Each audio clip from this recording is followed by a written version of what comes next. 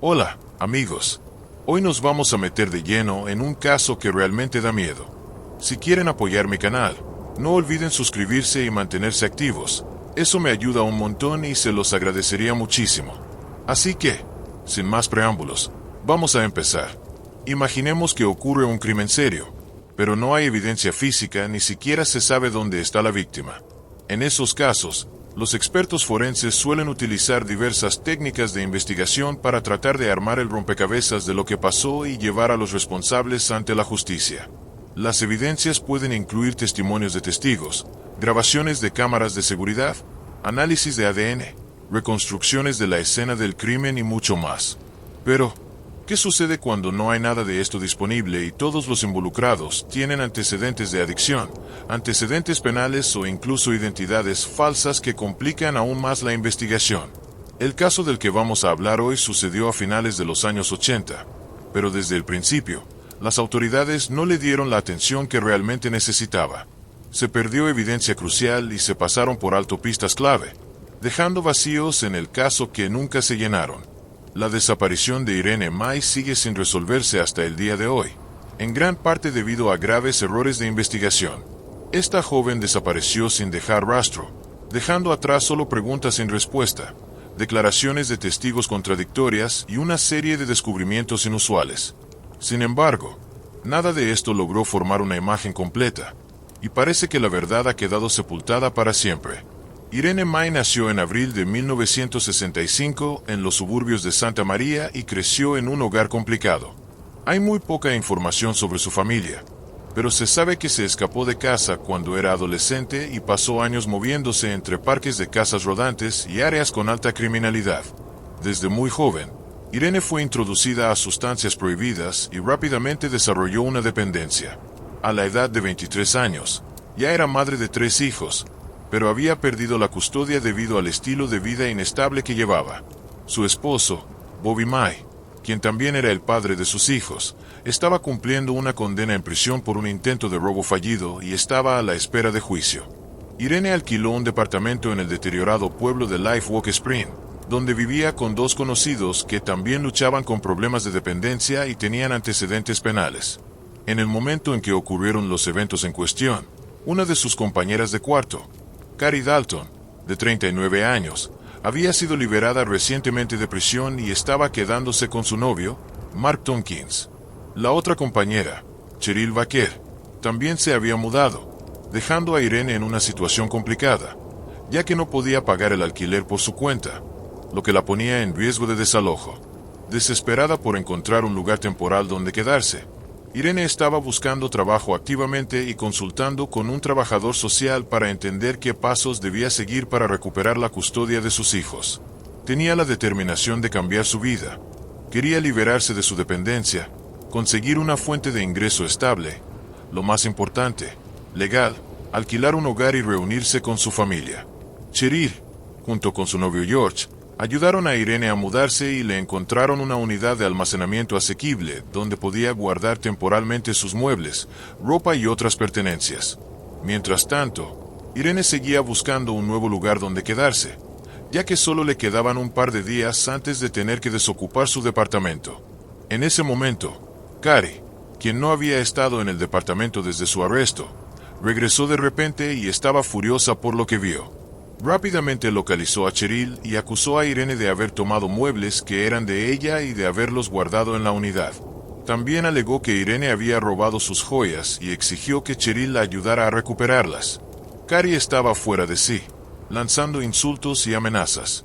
Cheryl, tratando de calmar la situación, prometió revisar la unidad de almacenamiento de Irene para buscar los objetos que faltaban y avisarle lo que encontrara. Cumplió su palabra, pero no encontró nada. Sin embargo, en lugar de calmar a Carrie, esto pareció enfurecerla aún más. Decidió confrontar a Irene personalmente, convencida de que su excompañera de cuarto le había robado. Cuando Carrie se enfrentó a Irene, le arrancó la bolsa, vació su contenido sobre la acera y encontró un par de pulseras que inmediatamente reclamó como suyas antes de llevárselas. Irene se sintió muy afectada por el comportamiento agresivo de su excompañera, pero el acoso no terminó ahí. Carrie continuó siguiéndola, exigiendo que le devolviera más pertenencias. Irene negó todas las acusaciones, insistiendo en que no había tomado nada. La presión por parte de Cary solo aumentaba. Comenzó a hacer amenazas abiertas e incluso acusó a Irene y a su novio Bobby de todavía estaba en prisión por ser informantes de las autoridades, y el conflicto seguía intensificándose. Pero nadie podría haber imaginado el giro aterrador que estaba a punto de tomar. Era la noche del 26 de junio de 1988 cuando Irene, Cheryl y su novio George decidieron salir en busca de sustancias prohibidas. Sabían que cerca de una tienda de conveniencia que estaba abierta las 24 horas, generalmente había alguien vendiendo, así que se dirigieron hacia allá. De manera inesperada, Cary y Mark entraron en el mismo estacionamiento, alegando que el auto de un amigo en común había sido robado, y sugirieron que todos se unieran a la búsqueda del vehículo desaparecido. Todos aceptaron, y para Irene, esto parecía ser una oportunidad para intentar arreglar las cosas con Cary. Desafortunadamente, no tenía idea de que todo había sido cuidadosamente planeado con un único objetivo: atraerla a una trampa mortal. Comenzaron a dar vueltas por la zona hasta que se encontraron con otra conocida, Joan Feder, cuyo auto se había descompuesto en la carretera. Dentro del vehículo estaban sus dos hijos, de 1 y 3 años. Cary se ofreció a remolcar el auto de Joan de regreso al parque de casas rodantes, y Joan aceptó. En realidad, ese era exactamente el lugar al que Cary había planeado llevar a Irene, y la situación le daba la excusa perfecta. Una vez que Irene estuvo dentro, Cary reanudó sus acusaciones de robo y de supuestamente ser informante. Al principio, parecía más de lo mismo, una pelea tonta, pero Irene nunca tuvo la oportunidad de defenderse. Cary cerró la puerta de la casa rodante para evitar que se escapara y le ordenó que limpiara, cocinara la cena para todos y lavara los trastes después. Irene siguió cada orden sin resistencia, con la esperanza de que eventualmente la dejaran ir. Los demás, Cheryl, Mark y George, no interfirieron, simplemente observaron en silencio cómo se desarrollaba la situación. Más tarde esa noche, Joan, que estaba en un tráiler vecino, escuchó gritos sobre una jeringa. Resulta que el grupo había estado compartiendo la misma herramienta de inyección para sustancias prohibidas la noche anterior, pero solo se dieron cuenta de ello esa mañana. El problema era que, según algunas fuentes, a Irene le habían diagnosticado hepatitis, lo que significaba que la infección podría haberse transmitido a todos a través de la aguja no esterilizada. Este incidente llevó a que Irene fuera agredida físicamente, pero después de eso, Cary pareció calmarse por un tiempo. En ese momento, Joan pasó por el tráiler. No estaba del todo segura de lo que estaba sucediendo, pero podía notar que Irene estaba en peligro. Mientras Cary estaba distraída, Joan le dio instrucciones a Irene sobre cómo podría escapar y le urgió a que aprovechara la primera oportunidad que tuviera. Poco después, Cheryl, George y Joan salieron del tráiler para llevar a los hijos de Joan a visitar a su padre, que estaba cumpliendo condena en un centro de corrección en una ciudad cercana. De regreso, Cheryl y su novio hicieron una parada para recoger sustancias para el grupo que planeaban usar esa noche. Estuvieron fuera alrededor de 3 horas y media, y cuando regresaron, se encontraron con una escena aterradora. Irene estaba atada a una silla, cubierta con una sábana que estaba manchada de sangre en varios lugares. Cary y Mark parecían completamente indiferentes, como si nada anormal hubiera ocurrido. Cary explicó con calma que Irene la había atacado, así que tuvieron que restringirla. Mark luego sacó a George afuera para discutir los próximos pasos, mientras Cary llevaba a Cheryl al baño y le decía que Irene no saldría del tráiler con vida. Cary sacó varias jeringas llenas de un líquido desconocido y afirmó que contenían ácido de batería, que planeaban inyectar en las venas de Irene. Insistió en que Cheryl participara, asegurándose de que quedara implicada y no pudiera ir a la policía sobre lo que había sucedido. Cheryl estaba aterrorizada. Sabía exactamente de lo que Cary era capaz, así que decidió cumplir con todo lo que le dijeran. A medida que las dos mujeres se acercaban a Irene para intentar inyectarla, se dio cuenta de lo que estaba a punto de suceder. Desesperada, suplicó por su vida, pidiendo misericordia por el bien de sus hijos. Luchó con todas sus fuerzas, dificultando que le administraran la inyección como estaba planeado. Furiosa, Cary tomó una jeringa y la clavó con fuerza en la pierna de Irene, inyectando todo el contenido. Como se esperaba, no le quitó la vida de inmediato, pero sí le causó un dolor insoportable. En ese momento, Mark y George regresaron al tráiler, listos para terminar lo que sus parejas habían comenzado. Para evitar que Irene gritara y llamara la atención de los vecinos en el parque de casas rodantes, le obligaron a meter un trozo de jabón en la boca como mordaza. Mark miró a su alrededor, recogió un martillo que estaba al alcance y Irene recibió múltiples golpes en la cabeza y el pecho, y sorprendentemente, seguía consciente a pesar de todo. En ese momento, Carrie, llena de rabia, agarró una sartén pesada de la cocina y comenzó a golpear las rodillas de Irene, repitiendo el ataque en sus piernas hasta que los huesos quedaron completamente destrozados. Pero eso no fue suficiente para ella. Carrie y su novio comenzaron a atormentar a Irene con descargas eléctricas, presionando cables expuestos contra su piel. Luego, Mark pasó varios minutos maltratándola aún más, apuñalando diferentes partes de su cuerpo con un destornillador, hasta que decidió que era hora de acabar con todo. Agarró un gran cuchillo de la cocina y le asestó múltiples puñaladas en el pecho. Después de eso, Irene finalmente cayó en silencio, sin mostrar signos de vida. Tras este brutal crimen, el grupo se centró en cubrir sus huellas. Su prioridad número 1 era asegurarse de que el cuerpo nunca fuera encontrado. Los hombres se encargaron de esta tarea, y se puede decir que la ejecutaron con una disturbadora eficiencia. Envolvieron los restos en una sábana, estacionaron una camioneta justo en la entrada del tráiler, cargaron el cuerpo en la caja de la camioneta y se dirigieron hacia una reserva indígena cercana, llevando consigo un hacha y un par de palas. Los perpetradores desmembraron los restos en varias partes más pequeñas y pasaron horas conduciendo por el desierto remoto, enterrando cada pieza por separado para hacer casi imposible cualquier búsqueda futura. Mientras tanto, las mujeres se quedaron atrás, limpiando meticulosamente el tráiler para eliminar todas las huellas del crimen. Cada objeto manchado fue destruido o desechado, y las armas improvisadas fueron cuidadosamente descartadas para eliminar cualquier evidencia restante. Los 4 individuos involucrados estaban ahora atados por sus acciones. Debían permanecer en silencio. Si alguno hablaba, todos enfrentarían serias penas de prisión. En el peor de los casos, una posible condena a muerte. Pero el grupo estaba confiado de que habían cometido el crimen perfecto y que las autoridades nunca los alcanzarían. Desde el principio, Joan había sospechado que Irene estaba en grave peligro y había intentado ayudarla. Sin embargo, temía por su propia vida y la seguridad de sus hijos. Cuando preguntó sobre el paradero de Irene, Carrie le respondió de manera agresiva, diciendo que había echado a esa rata y que no volvería pronto. Después, Joan notó que Carrie y Cheryl estaban recogiendo ropa sucia manchada con lo que parecía ser sangre seca. También vio una silla manchada y una almohada siendo sacadas del tráiler. Los hombres cargaron todos esos elementos en la caja de la camioneta y se fueron, para regresar más tarde esa misma noche. Al sentir la curiosidad de Joan, Carrie intentó dar una explicación, alegando que se había cortado y que había ensuciado algunas cosas con su sangre. También mencionó que ella y su novio pronto dejarían el parque de casas rodantes. En cuanto el grupo se fue, Joan corrió al teléfono público más cercano y llamó a la policía para reportar un posible crimen. El suboficial David Wilson respondió a la llamada, pero al llegar, notó de inmediato que Joan estaba bajo los efectos de sustancias prohibidas. Por eso, no tomó en serio sus afirmaciones desde el principio. La mujer hablaba incoherentemente, tratando de explicar lo que había visto. Objetos manchados siendo sacados del tráiler, una almohada ensangrentada que había estado debajo de él y que luego desapareció, y un destornillador cubierto de sangre que parecía tener restos de piel y cabello pegados, que también se esfumó.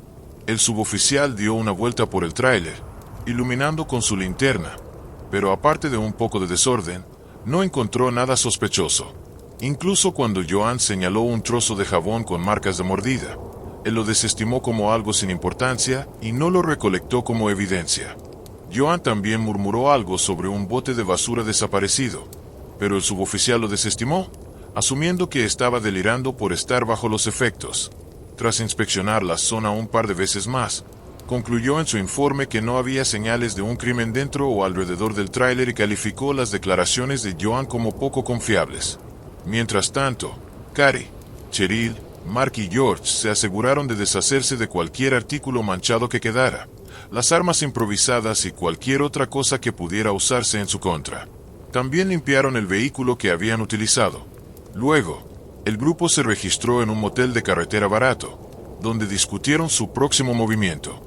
Mark sugirió regresar para prenderle fuego al tráiler y así destruir cualquier evidencia que pudieran haber pasado por alto.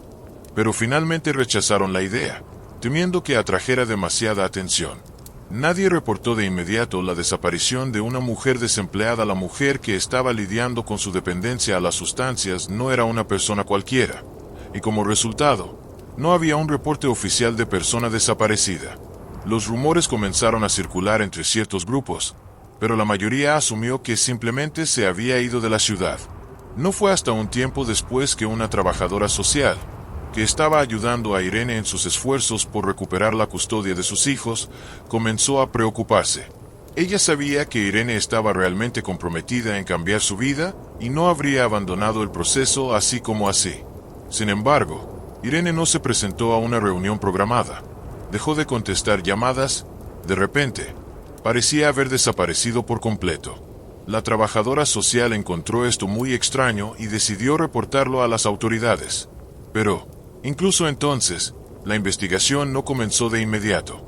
El retraso fue causado por el esposo de Irene, Bobby May, quien afirmó haberla visto en julio de 1988, aproximadamente un mes después de que se creía que había desaparecido.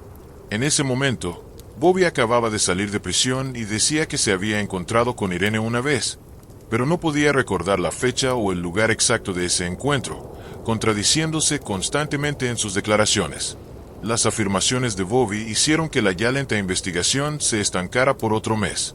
Finalmente, en agosto de ese año, la trabajadora social decidió tomar cartas en el asunto y visitó el parque de casas rodantes en busca de Irene. Allí se encontró con Joan, quien repitió el mismo relato perturbador que había dado al suboficial meses atrás. Esta vez, también le entregó algunos objetos que creía que todavía podrían tener rastros de sangre.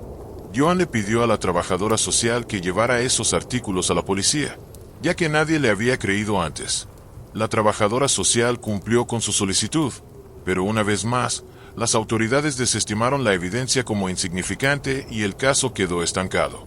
No fue sino hasta finales de noviembre de ese año que se volvió a registrar el tráiler, pero de nuevo no se encontró evidencia sólida de un crimen. Para finales de 1988, los investigadores localizaron a Cheryl y la llamaron para interrogarla, ofreciéndole la oportunidad de colaborar como informante. Al principio, ella negó cualquier participación y afirmó que no sabía nada. Sin embargo, lo que no sabía era que su teléfono estaba siendo monitoreado. Unos meses después, cometió un error al mencionar en una conversación que Irene ya no estaba viva y que su cuerpo nunca sería encontrado. Tras esta revelación, Cheryl fue arrestada y ya no pudo negar su conexión con el caso. Pero aún no había evidencia concreta en su contra, a pesar de la mención de un posible crimen. La investigación continuó avanzando a un ritmo inaceptablemente lento, y la búsqueda de los restos de Irene no comenzó oficialmente hasta el verano de 1991. El mayor desafío era que nadie podía señalar ni siquiera una ubicación general donde los investigadores debían buscar.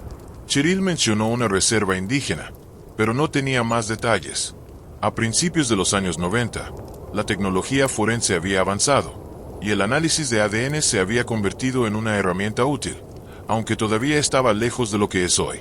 Desafortunadamente, debido a la cantidad de tiempo que había pasado, los investigadores no pudieron recuperar evidencia viable del tráiler. Incluso el trozo de jabón con marcas de mordida ya se había perdido para entonces.